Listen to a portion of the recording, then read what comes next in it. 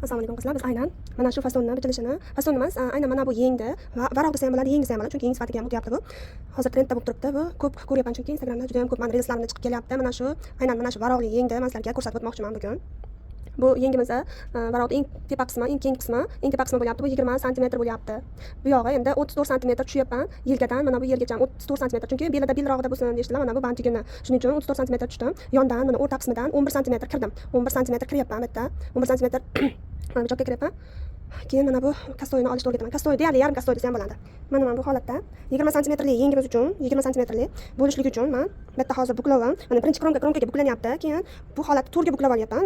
Bu yog'iga qarab, uzunligiga qarab materialni 34 sm buklab oldim. Buni yana ham kastoyroq chiqishini xohlasalaring, yana ham ko'proq buklasangiz bo'ladi. Lekin men bu yog'i menga material kerak bo'lganligi uchun, boshqa narsa bichishim kerak bo'lganligi uchun men 14 sm ko'proq bichdim. Shunda endi bor eniga 1,5 bo'ladigan 75 sm bo'ladi. Bu buklov qismi 75 sm bo'ladi. Shuni borini olamiz. Mana bu yerdan 20 sm belgilab oldim. 21 sm, 1 sm chok hisobi bilan belgilab oldim va birlashtirib qo'ydim. Mana bu yoqdan 14 sm kirgan bo'laman shunda. 14 sm kirib, mana bu cheti bilan birlashtirib qo'ydim.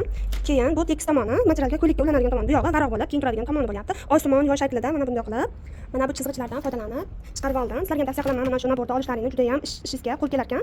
Tavsiya qilib ketaman. Ayniqsa yangi o'rganuvchilar uchun juda ham yaxshi narsa ekan. Endi bunga qaytsak, endi xuddi shu holatda kesib olaman hozir. Mana kesib olamiz.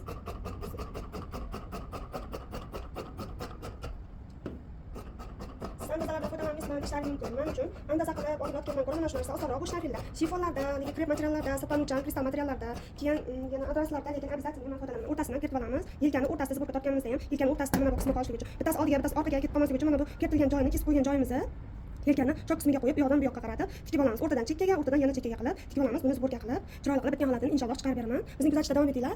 Videolarimiz foydali bo'layotgan bo'lsa, like bosib obuna bo'lishni unutmanglar.